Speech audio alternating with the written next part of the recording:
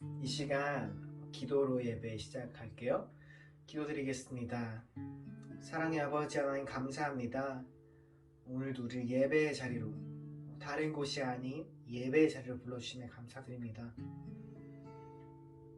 수고하고 무거운 짐진 자들아 다 내게로 오라 하신 주님, 우리가 그 주님의 사랑 안에서, 그 주님 주시는 평화 안에서 참된 쉼을 누리는 삶 되게 인도해 주세요. 감사드렸고 예수님의 이름으로 기도드립니다. 아멘.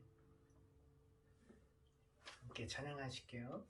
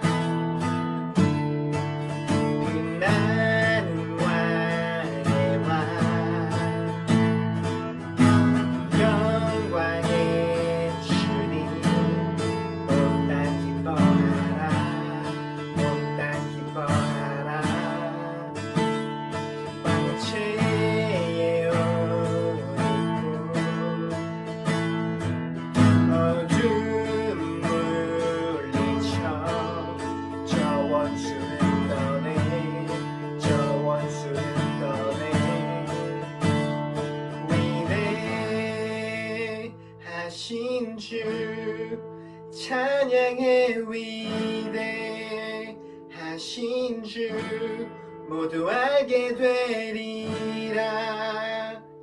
위대하신 주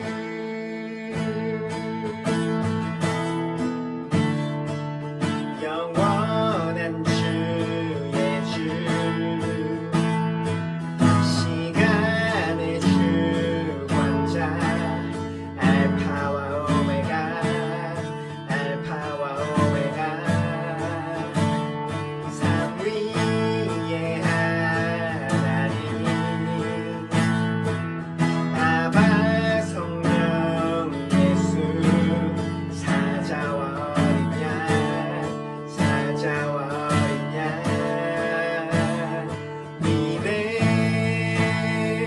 위대하신 주 찬양의 위대하신 주 모두 알게 되리라. 위대하신 주 위대하신 주 위대하신 주 찬양의 위대하신 주 모두 알게 되리라. 위대하신 주 모든 이름 위에 모든 이름 위에 뛰어나신 이름 날 찬양해. 위대하신 주 모든 이름 위에 모든 이름 위에 뛰어나신 이름 날 찬양해.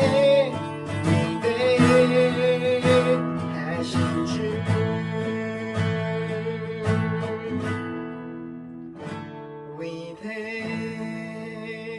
위대하신 주 찬양의 위대하신 주 모두 알게 되리라. 위대하신 주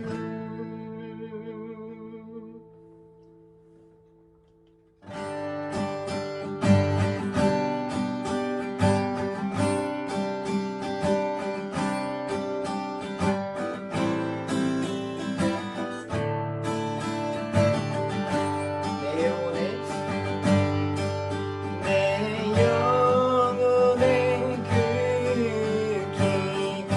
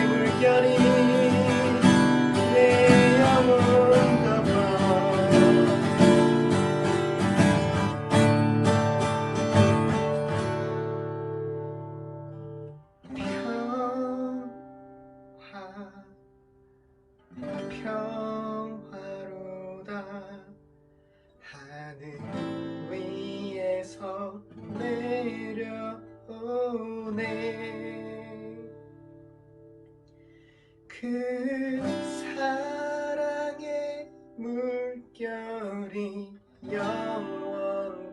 영원토록 내 영혼을 덮으소서.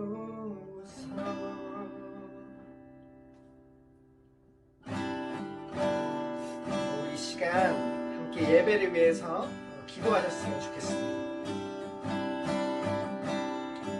예수님 안에 진정한 사랑이 있고 진정한 평화가 있음을 고백합니다. 또 진정한 쉼이 있음을 고백합니다. 오늘 또 우리가 예배 시간 가운데 우리가 예수 그리스도 안에서 그 쉼을 누리는 시간 되게 해주시고 그 예수님 안에서의 평화를 온전히 또 경험하는 시간 되게 해주시고 이 시간 또 말씀 전하시는 목사님 위해서 또 우리 함께 같이 기도했으면 좋겠습니다. 우리 예배를 위해서 잠깐 같이 기도하시기요. 기도드리겠습니다. 사랑의 아버지 감사합니다. 주님 우리 마음 가운데 세상이 줄 수 없는 평화, 주님 세상이 주는 것과는 결코 같지 않은 그런 평화를 주심에 감사합니다. 주님 우리가 그 하늘나라의 기쁨을 누리며 사는 자들로서 마땅히 이 세상의 빛과 소금으로 살아갈 수 있게 도와주세요. 주님 이 예배 가운데 나아갑니다. 주님 이 예배 가운데 우리 마음이 온전히 주님 앞에 드려오니 주님 온전히 만나는 시간 되게 해주시고 우리를 온전하게 채우시고 회복시키시는 이 예배의 능력이 예수 그리스도의 능력이 오늘 예배 시간 가운데 주님 선포되어지게 해주시옵소서. 또 주님 목사님 말씀 전하시는 가운데 또 지혜 더하여 주셔서 그 말씀을 통해서 우리가 필요한 것들을 깨닫고 배울 수 있게 도와주시옵소서.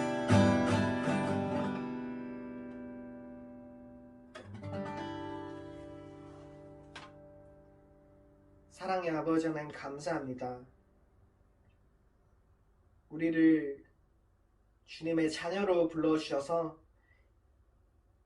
이 땅 가운데서 그 하늘나라의 평화와 기쁨을 누리며 살아갈 수 있게 해주심에 감사드립니다. 우리를 불러주신 뜻대로 또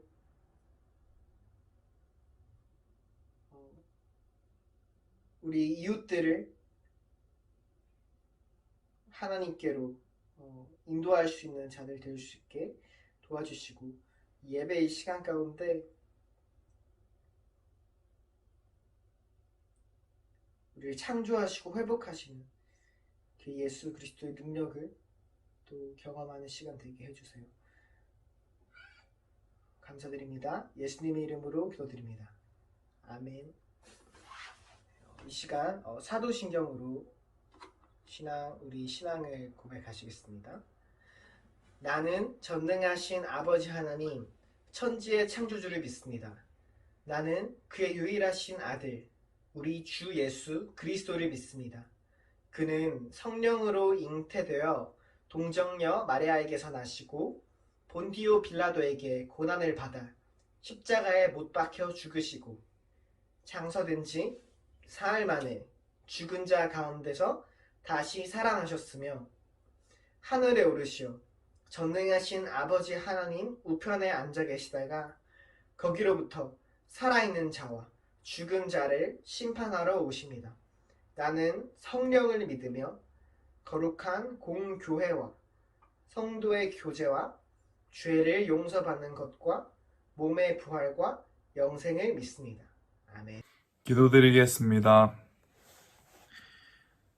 그들은 큰 소리로 구원은 보좌에 앉아 계신 우리 하나님과 어린 양의 것입니다 하고 외쳤습니다.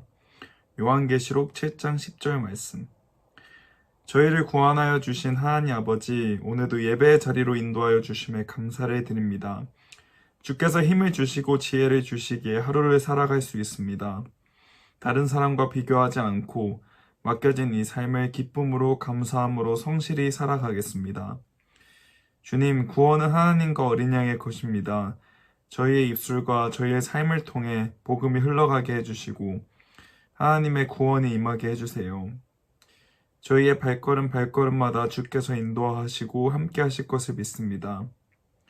오늘도 생명의 말씀을 전해주시는 백정선 목사님께 성령 충만함을 주시고 말씀 앞에 굳건히 세워지는 저희가 되게 해주세요. 저희의 구원자 만왕의 왕 예수 그리스도의 이름으로 기도드립니다. 아멘. 네, 이번 주는 요한계시록 네 번째 시간으로서 일곱인이라는 제목으로 말씀을 나누고자 합니다. 네, 먼저 본문은 요한계시록 7장 10절의 말씀입니다. 큰 소리로 외쳐 이르되 구원하심이 보좌에 앉으신 우리 하나님과 어린 양에게 있도다 하니, 우리가 CCM 찬양으로 많이 들었던 성경 말씀 구절이죠. 자, 오늘 우리는 요한계시록을 성경 말씀 그대로 읽고 아주 그 성경 그대로 이해를 하려고 합니다. 성경을 지나치게 요한계시록 해석을 하면 오히려 더 뜻을 모를 수가 있어요. 그래서 저는 오늘 말씀 중심으로 성경을 최대한 성경 원문에 맞춰서 이해를 하고자 합니다. 자, 6장, 7장, 8장 일부를 우리가 일곱인에 대해서 말씀을 나눌 텐데요. 먼저 첫째인과 둘째인 6장 1절부터 자막을 보고 읽도록 하겠습니다. 6장 1절, 내가 보매 어린 양이 일곱인 중에 하나를 떼시는데 그때 내가 들으니 네 생물 중에 하나가 우레소리같이 말하되 오라 하기로. 2절, 이에 내가 보니 흰 말이 있는데 그 탄자가 활을 가졌고 면류관을 받고 나아가서 이기고 또 이기려고 하더라. 3절, 둘째를 떼실 때에 내가 들으니 둘째 생물이 말하되 오라 하니. 4절, 이에 다른 붉은 말이 나오더라. 그 탄자가 허락을 받아 땅에서 화평을 제하여 버리며 서로 죽이게 하고 또 큰 칼을 받았더라.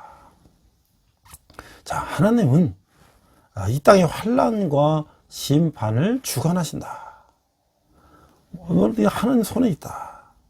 어린 양이 두루마리 인을 하나씩 뗄 때마다 끔찍한 일들이 펼쳐집니다. 이 세상의 평화는 절대적일 수가 없다는 것이죠. 여전히 악이 존재하기 때문입니다. 주님이 다시 오시기 전까지는 대립과 충돌이 불가피 한다는 것이에요. 어린 양이 첫 번째 인을 떼시자 활을 가진 흰 말을 탄 자가 등장해서 이기려고 싸움을 벌이는 것입니다. 그는 흰 말을 타서 의의 모습을 가장하지만 결국은 박해를 통해 성도를 정복하고자 하는 사탄의 세력이라고 하는 것이죠.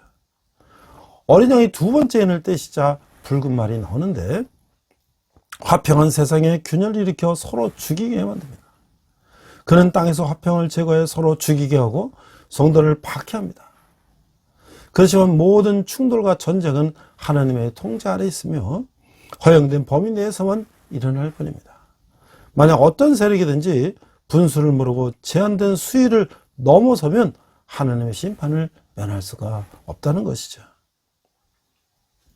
그러므로 성도는 아무리 큰 싸움이 벌어져도, 아무리 강한 대적이 공격을 해도 두려워할 필요가 없다고 하는 것이에요. 참된 평화는 복음 안에 있다고 하는 것이죠. 그래서 우리가 첫 번째, 두 번째 심판이 무엇인가? 또 우리가 이 갈등과 충돌을 겪고 있다면 그 원인과 해결책을 어디서 찾아야 되는가? 우리는 주님께 찾아야 되겠다 하는 것이죠. 자, 셋째 인과 넷째 인을 보니까 6장 5절 이하입니다. 셋째 인을 떼실 때에 내가 들으니 셋째 생물이 말하되 오라 하기로. 내가 보니 검은 말이 나오는데 그 탄자가 손에 저울을 가졌더라. 6절, 내가 네 생물 사이로부터 나는 듯한 음성을 들으니 이르되 한 데나리온의 밀 한 대요, 한 데나리온의 보리 석대로다. 또 감람류와 포도주는 해치지 말라 하더라. 7절, 넷째 인을 떼실 때에 내가 넷째 생물의 음성을 들으니 말하되 오라 하기로. 8절, 내가 보매 청황색 말이 나오는데 그 탄자의 이름은 사망이니 음부가 그 뒤를 따르더라. 그들의 땅 4분의 1의 권세를 얻어 검과 흉년과 사망과 땅의 짐승들로서 죽이더라. 자, 이게 무슨 말인가? 이게 이제 기근과 전염병이 이제 오게 된다는 거예요. 삶에 심각한 영향을 미치는 재앙이라고 하는 것이죠. 그러나 아무리 참담하고 절망적인 상황에서도 희망은 여전히 존재하고 있다는 것이죠. 하나님은 진노 중이라도 긍휼을 베푸는 자비로운 아버지라고 하는 것이죠. 어린 양이 세 번째 인을 떼시자 손에 저울을 가진 자가 검은 말을 타고 등장하는 것이에요. 전쟁으로 인해 황폐함과 굶주림은 더욱 심각해진 상태인 것이죠. 사람들은 하루 품삯으로 밀 한 대, 보리 석 대밖에 살 수 없는 극도의 식량난에 시달리게 된다는 거예요. 한 데나리온이라는 것은 그 당시에 한 명이 하루 일당을 말하는 거죠. 우리가 지금 뭐 하루 일당이 10만 원, 20만 원이면 그거 가지고 밀 한 대, 보리 석 대밖에 못 산다고 하니까 얼마나 이게 물가가 폭등하는 걸 알 수가 있나요? 식량난이, 극도의 식량난이 온다는 걸 알 수 있죠. 곳곳에 일어나는 전쟁과 기근으로 인해 물가가 치솟아 사람들이 어려움을 당하고 있다는 거예요. 어린 양이 네 번째 인을 떼시자 청황색 말을 탄 자가 나와 수많은 사람을 비참한 사망에 이르게 하는 것이죠. 그로 인해 4분의 1이 칼, 기근, 전염병, 폭력 아래에 놓이고 있는 것이죠. 하지만 그러나 환난 속에서도 최선의 식량은 보존되며 땅의 4분의 3은 생명의 지장을 받지 않는다는 것이에요. 성도는 견디기 힘든 환난 속에서도 살 길을 열어두시는 하나님을 의지하며 서로를 돌아보아야 할 것이라는 것이죠. 셋째 인과 넷째 인의 심판은 무엇일까? 이제 전쟁과 기근과 이런 것을 말하겠죠. 기근 때, 사망의 때가 임할 때 어떤 마음과 태도로 극복해야 할까요? 지금 러시아와 우크라이나 전쟁을 통해서 많은 사람이 죽고 다치고 또 도시가 파괴되고 이런 아주 또 물가가 폭등하고 또 전 세계적으로 이 영향을 받고 있어요. 우리가 이럴 때 어떻게 기도해야 될까요? 이런 상황들을 어떻게 우리는 극복해야 될까요? 우리가 오직 예수 그리스도께 답이 있다고 하는 것이죠. 자, 6장 9절로 11절을 보니까 이제 순교자의 수가 차는 날 의의 심판을 이루신다. 그래서 이제 다섯 번째를 떼는 장면이 나오는데요. 6장 9절, 다섯째 인을 떼실 때에 내가 보니 하나님의 말씀과 그들이 가진 증거로 말미암아 죽임을 당한 영혼들이 제단 아래 있어. 10절, 큰 소리로 불러 이르되 거룩하고 참되신 대주제여 땅에 거하는 자들을 심판하여 우리 피를 갚아주지 아니하시기를 어느 때까지 하시려 하나이까 하니. 11절, 각각 그들에게 흰 두루마리를 주시며 이르시되 아직 잠시 동안 쉬되 그들의 종들과 형제들도 자기처럼 죽임을 당하여 그 수가 차기까지 하라 하시더라. 자기 백성을 향한 하나님의 관심이 옅어지거나 사라지는 때는 없다고 하는 것이에요. 심지어 우리가 그렇게 느낄 때도 하나님이 여전히 우리를 사랑하고 계신다고 하는 것이죠. 성도에게 주님은 고난의 면제가 아닌 고난의 극복이라고 하는 과제를 주신다. 고난의 면제, 고난을 받지 않게 하는 것이 우리는 좋겠지만 하나님은 그럼에도 불구하고 그런 고난을 극복하라고 하는 과제를 주신다고 하는 거예요. 그러나 하나님의 도움을 의지하면 어떤 난관이든 극복할 수 있다고 하는 것이죠. 어린 양이 다섯째 인을 떼시자 순교자들이 나타나는, 복음 때문에 죽임을 당해 자신을 하나님께 제물로 바친 자들이라는 거예요. 그들은 하나님께 악한 세상을 심판을 주셔서 자신들의 억울함을 갚아달라고 요청하고 있어요. 주님은 그들에게 승리와 순교를 상징하는 흰 두루마리를 주시고 순교자의 수가 찰 때까지 기다리라고 말씀하고 계시는 것이에요. 어느 때까지 하시려 하나이까? 라고 10절에서 그들은 호소하고 있어요. 하나님은 15절 17절에서 그분이 정하신 때에 행하실 심판을 보여주시고 계신 것이에요. 하나님은 믿음을 자기의 생명보다 중요한 성도들 편에서 일하고 계신다는 것이죠. 자, 믿음을 지키다가 순교한 영혼들이 하나님께 요청한 게 뭐예요? 그들이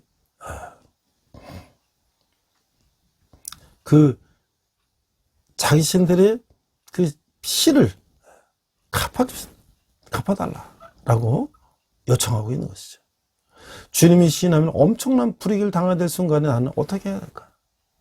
이 땅에서 우리가 주님을 믿고 주님을 따르고 주님을 시인한다는 것이 현재 우리가 살고 있는 대한민국에서는 사실 그런 어려움은 없죠.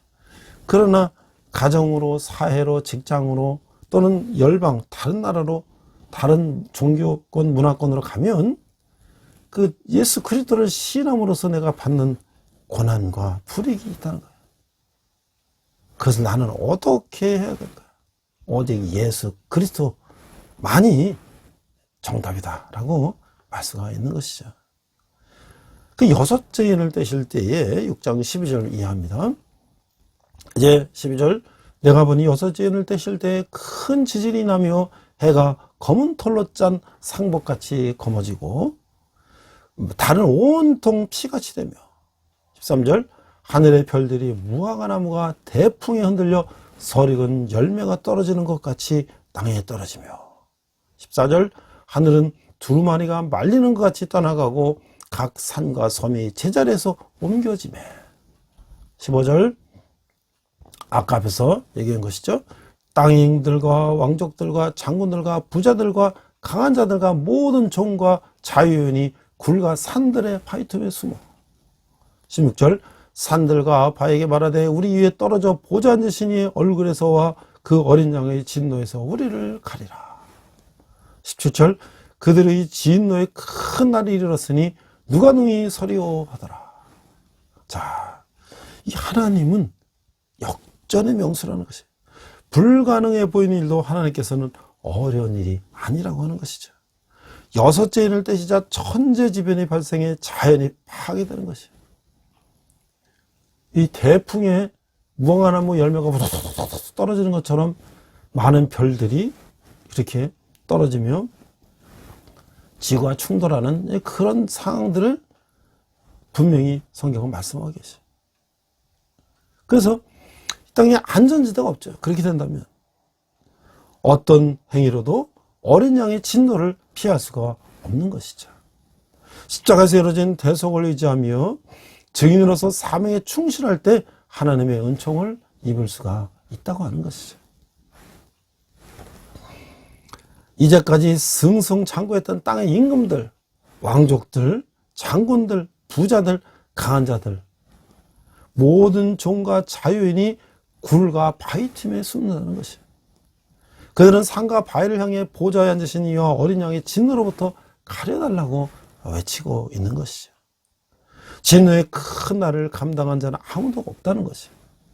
하나님이 침묵하시는 것처럼 보여도 그분은 반드시 최후의 심판을 통해서 공의를 세우신다는 것이죠. 이렇게 전 우주적으로 임할 최후의 심판의 모습은 어떨까요? 이 천재지변이라고 이 우주의 대격변이라는 그런 것들에 대해서 우리는 어떤 마음을 가져야 될까요? 공의로우신 하나님의 심판 앞에 두려움 없이 서기에 나는 어떤 삶을 살아야 될까요? 오직 예수 그리스도를 의지한 방법만이 답이라고 하는 것이죠. 제가 인터넷 자료를 찾아보니까 1998년에 이런 영화가 있었어요. 아마겟돈이라는. 아마 그 당시에 상당히 SF 영화, 사이언스 픽션, 이 공상과학 이런 영화들이 많이 유행을 했는데, 이 아마겟돈이라는 영화는 1998년에 개봉한 미국의 재난 영화예요. 마이클 베이가 연출했는데, 이 22,000마일의 속도로 지구를 향해서 돌진하는 텍사스주 크기의 행성을 파괴하기 위해서 행성에다가 800피트의 구멍을 뚫어서 그 속에다가 핵탄두를 넣고 폭발시키는 방법을 강구하는데, 이런 작전을 세계 최고의 굴착 전문가 해리 스탠퍼라는 인물을 세우는데, 그가 이제 최근에 사망한 브루스 윌리스, 이제 은퇴하고 현역에서 은퇴했죠. 미국 유명한 배우가 이제 그것을 주연했어요. 그래서 이 영화가 미국 항공우주 나사의 협조로 이루어졌다. 근데 텍사스주 크기의 행성이 지구를 향해서 돌진한다. 여러분들 우리 한반도 크기는 미국의 한 주 정도밖에 안 돼요. 그러면 결국 한반도 크기만한 이 텍사스 주라면 감이 잘 안 오니까 남북한보다 더 큰 그런 행성이 지구를 향해서 충돌해서 부딪히면 어떻게 될까요? 대폭발이 일어나는 것이죠.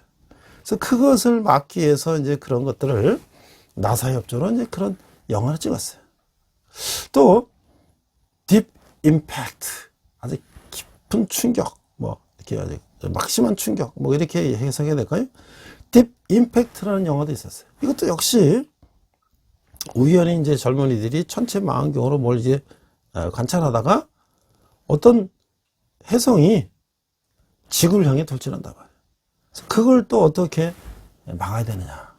근데 이런 것들이 인류 종말적인 대사건, 혜성이 충돌하는 그런 사건들이 아마게돈이라든지 딥 임팩트라든지 이런 영화들이 굉장히 많이 나왔었어요. 그래서 그 또 무게는 얼마냐, 혜성. 그래서 그 혜성을 그걸 본 사람들이 이제 이름을 붙였어요. 그래가지고 이제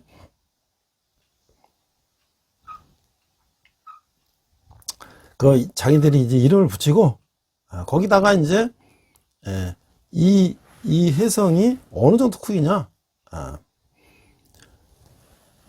이 뉴욕주만한 그런 크기, 뉴욕시 크기 5천억 톤, 이게 이제 지구를 향해서 온다는 거예요. 대서양을 향해서.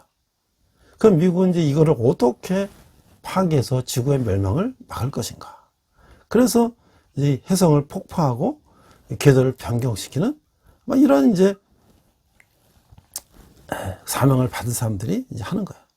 그래서 과학적 이론의 검증이 되잖아. 60억 인류의 수호자 자격으로 그것을 어떻게 폭발하고 그래서 지구를 살리는가. 이런 것들이 그 당시에 영화가 있었어요. 자, 그러면 이런 영화들은 어디서 나온 건가? 어디서 나온 건가?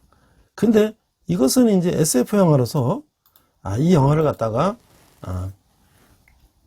그런 영화를 찍었는데, 실제로 이 영화를 찍기 몇 년 전에, 실제로 1994년에 이 1000년에 한번 일어날 정도로 실제로 혜성과 목성, 이 어떤 혜성이 조그만 혜성이라는 조그만 거죠. 그래서 수금지와 목토처럼 이 태양계에 있는 목성과 충돌했다는 거예요. 근데 사실 이런 사건들은 지구에도 있어요.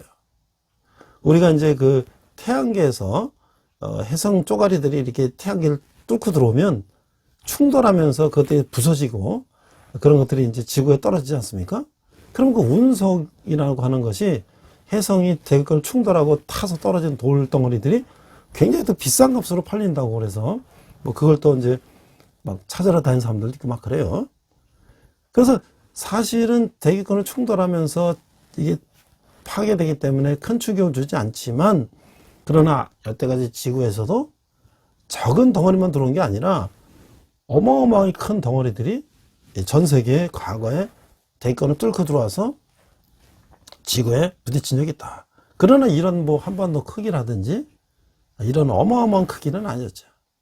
그러나 앞으로 이제 이 태풍이 불면, 태풍 같은 게 막 부는데 무화과 나무 열매들이 우두두두두 떨어지는 것 같은 그런 혜성들이 지구를 향해 돌진해 오는 날이 올 것이라고 요한계시록에는 분명히 예언했는데, 실제로 이 태양계에서 이런 일들이 있었고, 또 이걸 모티브로 해서 지구에 혜성이 충돌하면 지구를 살려야 된다는 그런 아마게돈이라든지 딥 임팩트라는 영화가 있었는데, 이 영화는 어디서 그러면 모티브를 잡은 것인가? 이게 바로 요한계시록에서 이제 마지막 때에 전쟁과 기근과 여러 가지 그런 대우주의 격변이 일어날 것이라는 것을 요한계시록은 분명히 얘기하고 있죠.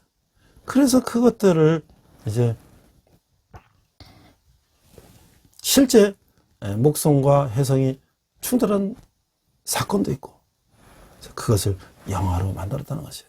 그래서 우리는 그냥 그것이 SF 영화로서 뭐 지구를 살리는 막 이제 그런 뭐 와서 사명을 받은 사람들과 과학자들과 막 그래서 아주 스릴 만점인 영화를 봤지만 이것은 분명히 요한계시록에서 계시하고 있는 마지막 때의 모습이라고 하는 것이죠.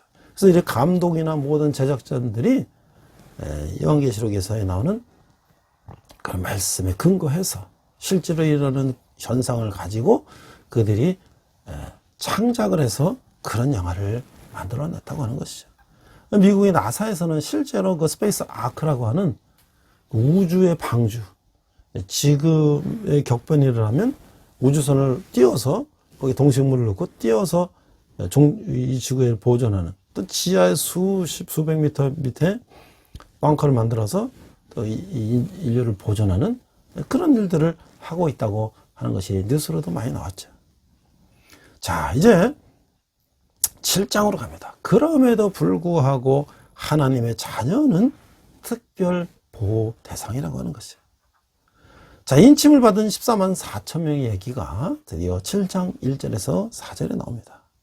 7장 1절, 이일 후에 내가 네 천사가 땅 네 모퉁이에 선 것을 보니 땅이 사방에 바람을 붙잡아 바람으로 하여금 땅이나 바다에나 각종 나무에 불지 못하게 하더라. 2절, 또 봄에 다른 천사가 살아계신 하나님의 의를 가지고 해 돋는 데로부터 올라와서 땅과 바다를 해롭게 할 권세를 받는 네 천사를 향하여 큰 소리로 외쳐. 3절, 이르되 우리가 우리 하나님의 종들의 임나에 인치기까지 땅이나 바다나 나무들을 해하지 말라 하더라.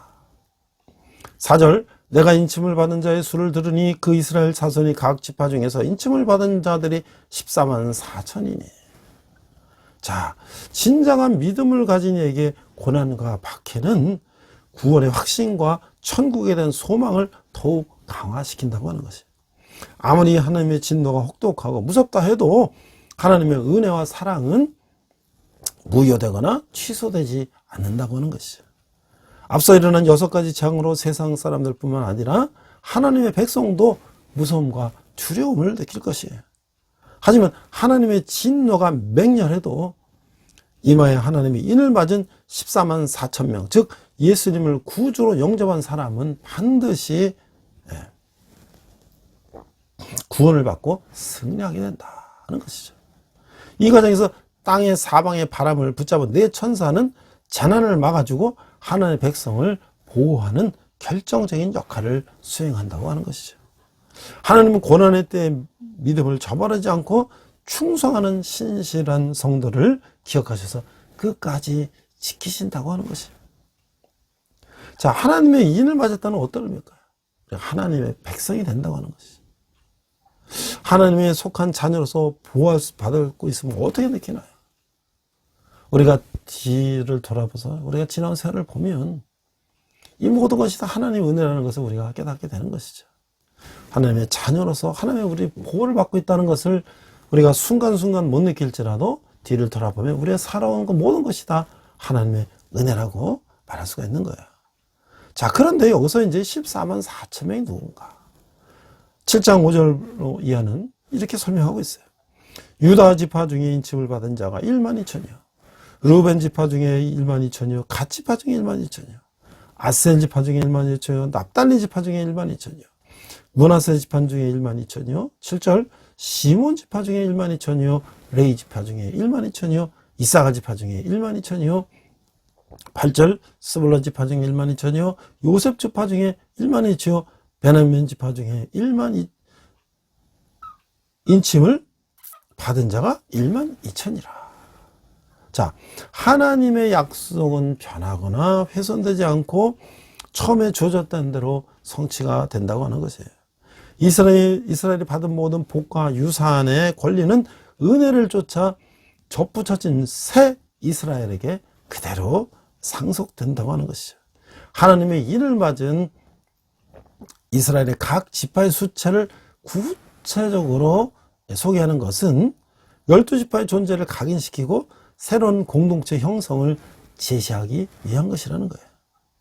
자, 구약 성경에 나오는 12지파에서 그 요한계시록의 12지파는 이 장자 루벤부터 시작되는 게 아니라 영적인 장자 유다가 위에 나오고요. 그 다음에 또 영적 싸움을 포기하고 우상을 섬긴 단지파가 명단에서 삭제되고 사사건건 반역을 일삼은 에브라임 대신 요셉이 들어가 있다. 자, 이 하늘나라의 공동체는 이 땅에서 행한 믿음 행보의 결과를 보여준다는 것이다. 자, 그런데요, 제가 이제 언젠가 한번 신천지 이렇게 집회하는 걸 보니까 체육관 같은 데서 종합운동장 같은 데서 마찬가지. 여기 뭐 유다 지파, 무슨 아셀 지파, 납달리 지파 해갖고 거기에 사람들이 쫙 이렇게 앉아 있어요. 그게 이제 그들이 신천지 이단들이 말하는 그 지파라는 거예요. 그래서 뭐 지역을 나눠서 그 지파라고 하는데, 그래서 그 13만 4천이 차야지 이제 우리가 구원받는다고 얘기하는데, 여기 지금 유다 지파, 무슨 루벤 지파, 이 지파가 대한민국에 있는 사람만을 말하는 것인가요? 이건 상징적인 의미죠. 과거에 이스라엘 사람들이 이제 순교한 사람들. 그러니까 결국은 이 의미는 전 세계, 온 인류에 순교한 사람들을 말하는 것이지, 이 성경 그대로 보면 이스라엘 12지파라고 명시되어 있는 것들을 우리가 해석하면 그렇게 정도 해석해야지, 이게 어떻게 그 특정한 이단에 우리가 14만 4천이 숫자적으로 거기 들어간다고 얘기할 수가 있겠어요. 근데 실제로 그 집단들은 지금 20만, 30만이 됐는데, 그럼 넘었잖아요. 근데도 계속 또 그 포교 활동을 하고 있어요. 이게 얼마나 우리가 어리석은지를 우리가 알고 깨어나야 될 것입니다. 그래서 이 삭제되거나 이 첨가돼서 그 이스라엘 지파 명단이 왜 달라졌나? 이거는 이제 이 땅에서의 그들이 행동했던 것까지도 하늘나라에서 심판을 받고 달라진다는 것이에요. 이 구원받은 사람이는 선민의식에 빠져 교만해지지 않으면 어떻게 해야 될까요? 그렇죠? 우리가 더 겸손하고 이 세상을 향해서 복음을 전도하는 그런 일들을 우리가 감당해야 될 것이다. 세계 선교를 해서 우리가 감당해야 될 것이다. 그래서 이제 7장 9절 이하에 보니까 만민이 세세토록 부를 구속자 어린 양을 찬양하고 있어요. 구원의 감격으로 찬양을 하고 있습니다. 앞에서 제가 본문으로 정한 7장 10절 말씀. 우리 보좌 앞에 모였네 함께 주를 찬양하며. 이 찬양을 제가 오늘의 교회 갔을 때 그 찬양을 들으면서 막 저주를 느꼈어요. 이 찬양은 이 고영원 전도사님 이제 곡을 붙여서 요한계시록 말씀을 가지고 여러 이제 시신곡을 만들었는데, 이 곡도 정말 그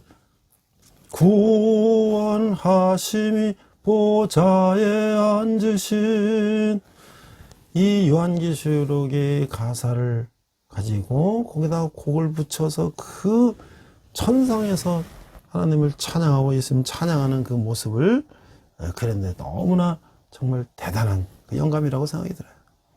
7장 9절 읽었습니다. 이르되 내가 보니 각 나라와 족속과 백성과 방언에서 아무도 능히 셀 수 없는 큰 무리가 나와 흰옷을 입고 손에 종려가지를 들고 보좌 앞과 어린 양 앞에 서서. 10절 큰 소리로 외치되 구원하심이 보좌에 앉으신 우리 하나님과 어린 양의 도다 하니. 11절 모든 천사가 보좌와 장로들과 네 생물의 주위에 서 있다가 보좌 앞에 엎드려 얼굴을 대고 하나님께 경배하며. 12절 이르되 아멘 찬송과 영광과 지혜와 감사와 존귀와 권능과 힘이 우리 하나님께 세세토록 있을지어다 아멘 하더라. 이 종려나무를 들고 찬양하는 모습 우리가 어디서 많이 봤지 않습니까? 예수님이 이제 예수를 입성하실 때 그 이스라엘 백성들이 종려나무 들고 호시아나 호산나 주여 우리를 구원하소서 찬송했던 모습이 이제 하늘나라에서 그대로 재현이 된다고 하는 것이죠. 자, 고난은 주님을 찾는 계기가 된다. 대환란의 때 그리스도께로서 돌아온 사람이 많을 것이라는 거예요. 왜? 이 환란을 통해서 이제 그리스도께 돌아오도록 하시게 하기 때문에 이 몇몇 나라 족속이 아닌 모든 나라와 모든 족속에서 구원은 받은 백성이 큰 무리로 하나님과 어린 양을 마음껏 찬양하는 감격적인 순간이 올 것이라고 하는 것이죠. 천사들도 표현할 수 있는 모든 칭송의 말로 하나님을 높이는데 집중하고 있다고 하는 것이죠. 구원의 주님을 찬양하는 데는 많은 입이 다 부족하다고 하는 거예요. 모든 입으로도 부족하다. 자, 이제 마지막 때의 영광의 찬송을 부르는 능히 셀 수 없는 큰 무리 어떤 사람일까요? 구원받은 순교자로서 이제 하늘나라에 가 있는 그런 많은 사람들 말하고 있죠. 하나님께서 예배하고 찬양할 때 감격이 없다면 어떻게 될까요?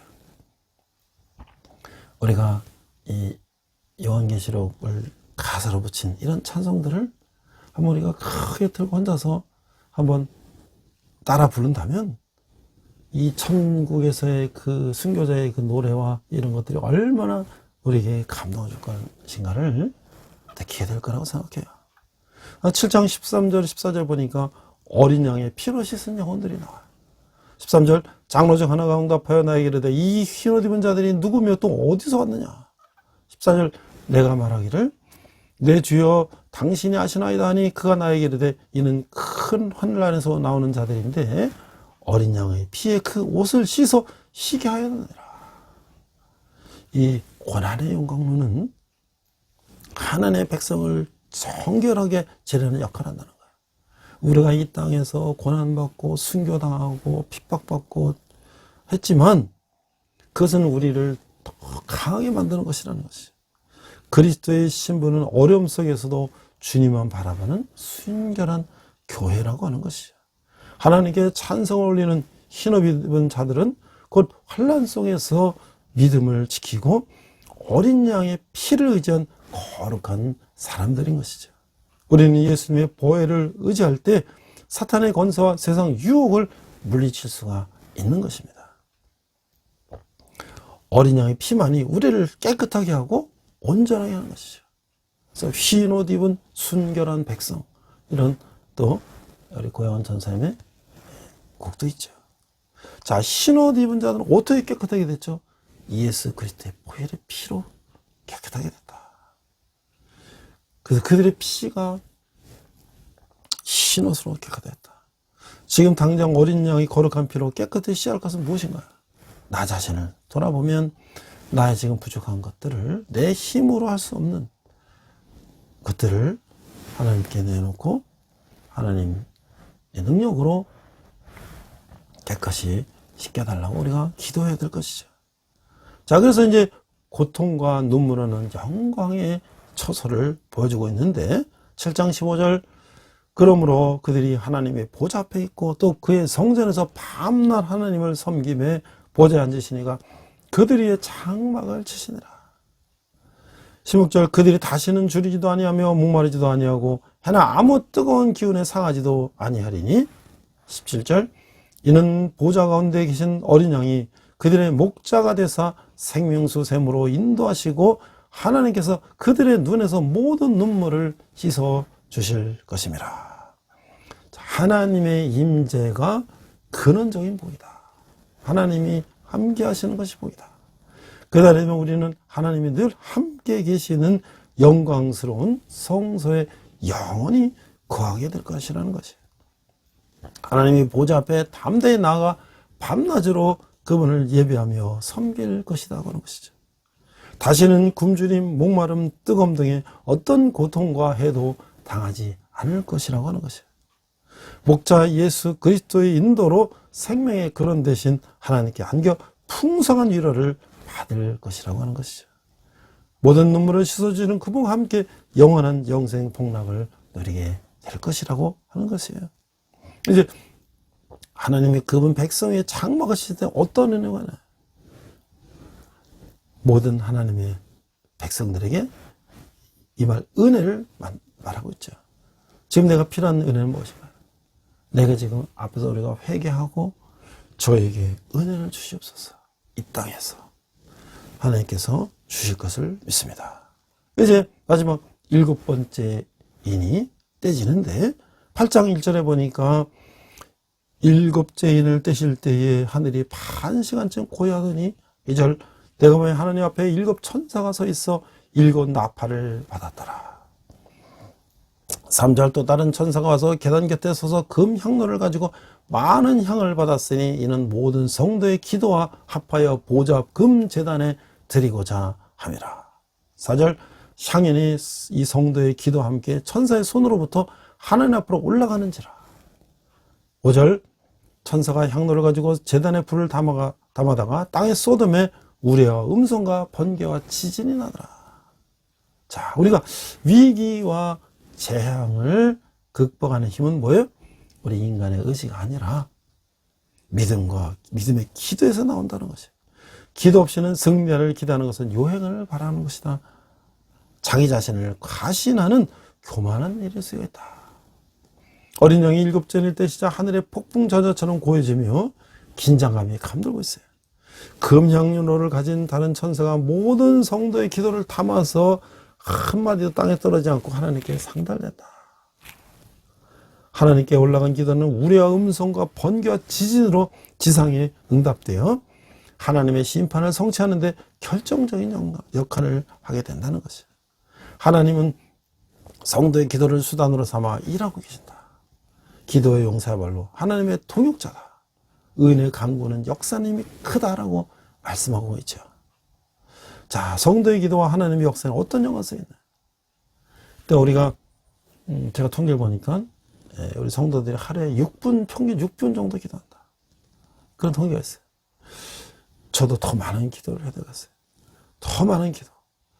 역시 하나님은 우리의 기도를 들으시고 역사하신다. 우리의 모든 기도가 담겨진 향로를, 금향로를 하나님께 드리고 또 그것이 한마디도 떨어지지 않고 하나님께 상달된다. 그것이 다시 응답돼서 이 지상에서 하나님의 심판을 성취하는 데 결정적인 영향을 한다. 우리가 정말 더 많은 기도를 통해서 하나님이 심판하실 때 내 기도가 부족해서 하나님의 그 역사는 심판에 아무런 것도 없다면 이 너무나 안타까운 일이 아니겠어요? 자, 어느 영역에서 행하시는 역사에 기도로 통첩하세요. 저는 내가 관심 갖고 있는 일, 내가 현재 일하고 있는 일, 내가 현재 관계하고 있는 영역에서부터 시작해서 기도를 시작해야 될 것 같아요. 일단은 우리가 나의 간구하는 기도하지만 점점 더 기도가 확대되면 이제 세상과 열방과 그다음에 이 중보하는 기도, 우리가 나 개인의 어려움을 극복하는 기도로부터 시작하지만 우리 교회와 이 사회와 국가와 민족과 그 다음에 우리가 저 전쟁통에 고통하는 이런 열방의 나라들, 또 믿음을 얻지 못하고 죽어있는 백성들을 위해서 우리가 기도를 해야 된다고 하는 것이죠. 자, 이제 마무리합니다. 제가 이제 크리스찬 기도, 양승원 저자가 쓰신 성도의 기도를 들으신 하나님이라는 책에 이렇게 보니까 이런 얘기가 있어요. 오래전에 한 할아버지 만났는데 그 할아버지 편에게는 모든 게 흑백 사진을 가득 차있었다.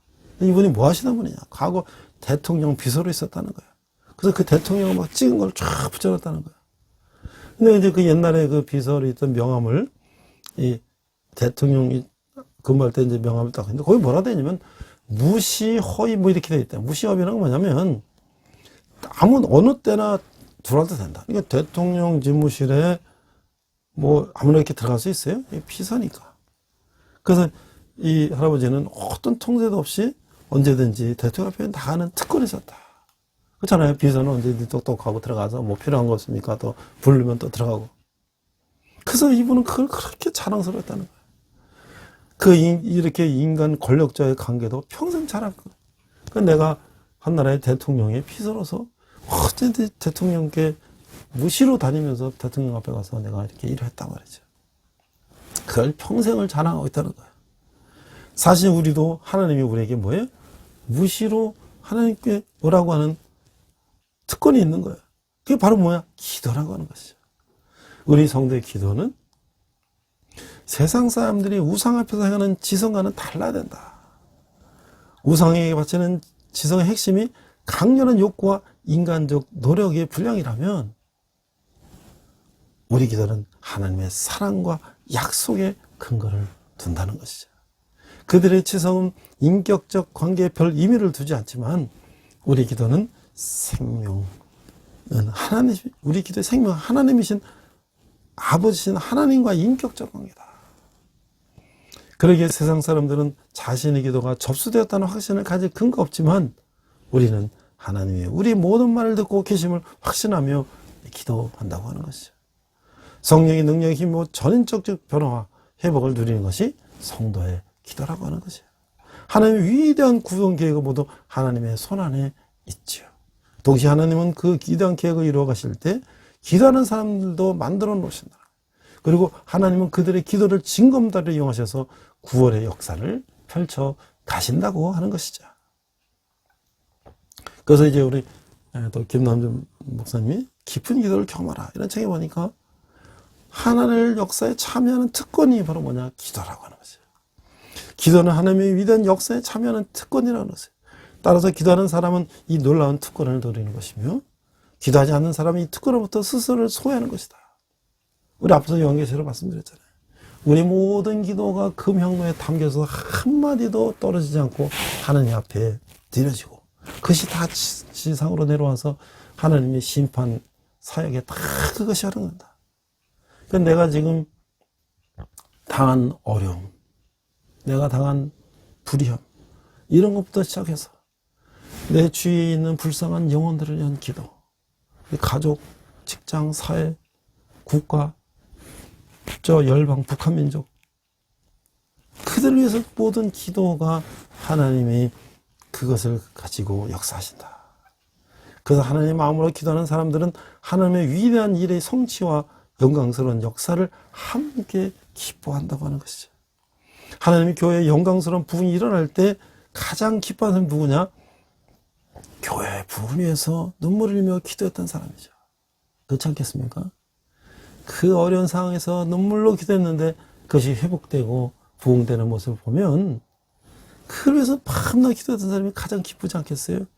그들은 바로 그날 위해 수많은 날들을 기도로 보냈으며 영광의 자리를 맛보기 위해 고난과 시련의 수많은 날을 기도로서 기다렸기 때문에 가장 기뻐하는 것이다.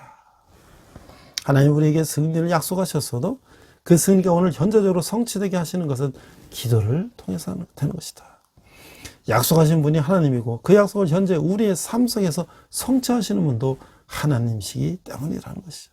하나님은 홀로 일하시지 않으시고 성도의 기도를 통해서 하나님의 일들을 이루어 가시기를 기뻐하신다는 것이죠. 그들에게 일을 이루시는 분이 바로 하나님을 보이시기 위함이라고 하는 것이죠. 우리가 이 일곱째 일을 떼시는 걸 보면서 이 지상의 여러 가지 마지막 때의 전쟁과 기근과 환난과 여러 우주의 대격변이라는 것을 두려워할 것이 아니라 오늘 우리가 나로부터 출발해서 이 열방까지 하나님이 일하시옵소서 하고 우리가 기도할 때 나는 그 대격변의 순간 속에서도 하나님과 함께 일하고 있다는 것을 우리가 약속받을 수 있다고 하는 것이죠. 그래서 우리가 늘 무시로 기도해야 할 것입니다. 우리 한번 기도하겠습니다. 세상이 흔들리고 사람이 변해도 변하지 않는 영적 무기는 오직 기도임을 깨닫습니다. 성도의 기도를 하나님이 한마디도 빠짐없이 다 듣고 반드시 응답하심을 믿으며 어떤 상황이 와도 겸손하게 무릎 꿇고 기도하게 하여 주시옵소서. 감사드리며 예수님 이름으로 기도했습니다. 아멘. 시간 내게 있는 모든 것을 찬양하시면서 함께 헌금하시겠습니다.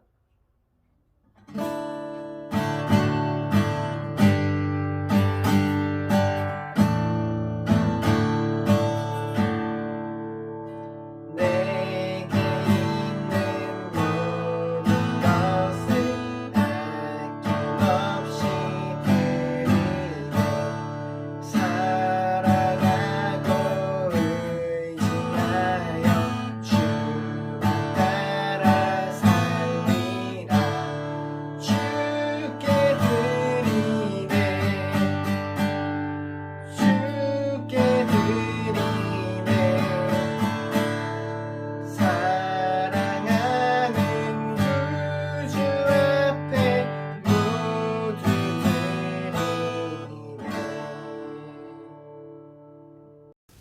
이제 부분적으로 이제 코로나 통제가 해제가 되고 이제 좀 더 활동이 자유해지는 것 같습니다. 그러나 아직도 코로나가 부분적으로 있고 또 격리되는 사람도 있고 또 코로나에 또 치료받는 사람도 있고 이런 어려운 상황들이 아직도 병행되고 있는 것 같습니다. 저도 지난주에 우리 군대에 있는 또 상황이 좋지 못해서 온라인으로 또 했고요. 또 상황이 또 좋아지면 다시 또 이제 대면에서 하는 그런 반복을 하게 될 것 같습니다. 항상 우리가 끝까지 조심하고 앞으로는 뭐 이제 이 팬데믹 상황을 항상 우리가 함께 가야 할 상황이라고 생각했는데요. 그렇게 이야기도 하고 있는데 사실은 우리가 뭐 독감이라든지 뭐 기타 등등 겨울마다 그런 거로 돌아가시는 분들이 어른들이 많다고 하지 않습니까? 이제는 우리가 함께 가야 할 그런 질병이 된 것 같습니다. 늘 조심하시고요. 또 이제 어쨌든 학교가 이제 5월부터는 좀 더 자유롭게 우리가 이제 출석 수업도 하게 됐으니 우리 팩캠퍼스의 복음 나도 좀 더 적극적으로 이제 이루어질 것 같습니다. 그래서 우리 교회들도 그동안에 이제 여러 가지 제약에서 벗어나 마음껏 선교하고 이제 앞으로 또 해외 선교까지도 다시 정상화돼서 그동안 유축되었던 질병과 뭐 여러 가지 정치적인 상황들 또 경제적인 상황들 여러 상황으로 유축됐던 우리 복음 열방을 위한 복음 전파 노력들이 다시 일어나기를 회복되기를 기도합니다. 또 여러분들이 후원하신 헌금은 또 후원은 우리 청년들이 주님께 돌아오는데 귀하게 사용될 것입니다. 우리 함께 기도하겠습니다. 하나님 아버지 은혜를 감사합니다. 저희가 적은 재물을 주님께 드렸습니다. 이 예물에 쓰이는 것마다 주님의 영광이 나타나게 하시고 특별히 청년들이 주님께 돌아오는데 사용되게 하여 주시옵소서. 지금은 우리 주 예수 그리스도의 은혜와 하나님 아버지의 극진하신 사랑과 성령님의 감화감동 역사하심이 이제 이 세상의 이 마지막 때의 격변을 우리가 두려워하는 것이 아니라 오늘도 내가 기도함으로 주님의 사역에 동참하기로 다짐하는 온라인 예배를 드리는 모든 성도들 위해 열방의 백성들과 선교사님들이 특별히 북한에서 고통받는 북한 동포들과 또 러시아 우크라이나 전쟁으로 고통받는 백성들 위해 지금부터 영원토록 함께 하시기를 간절히 축원합니다. 아멘. 우리 선한 능력으로 찬양하시면서 한 주간 승리하시기 바랍니다. 우리 이 시간 선한 능력으로 함께 찬양하시면서 결단의 시간 갖겠습니다.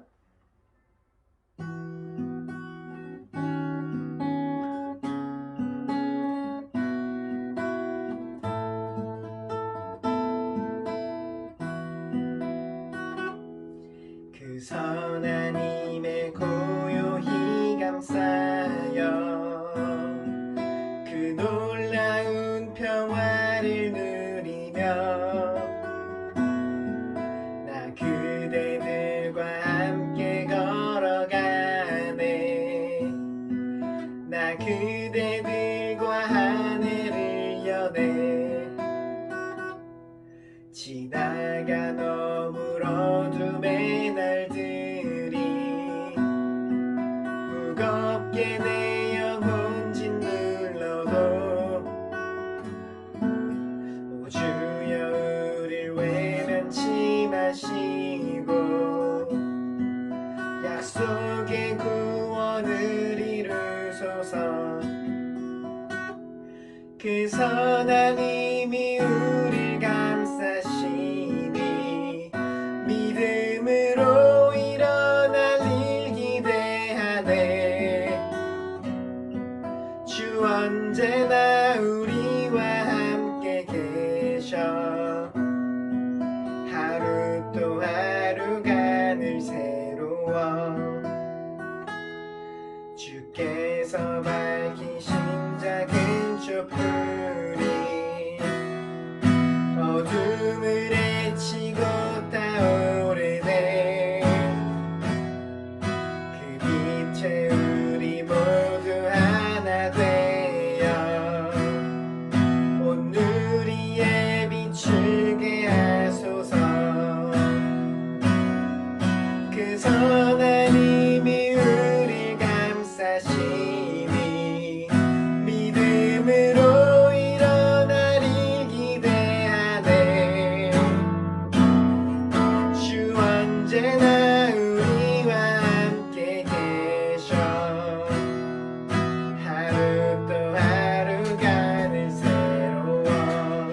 고요함이 이 고요함이 깊이 번져갈 때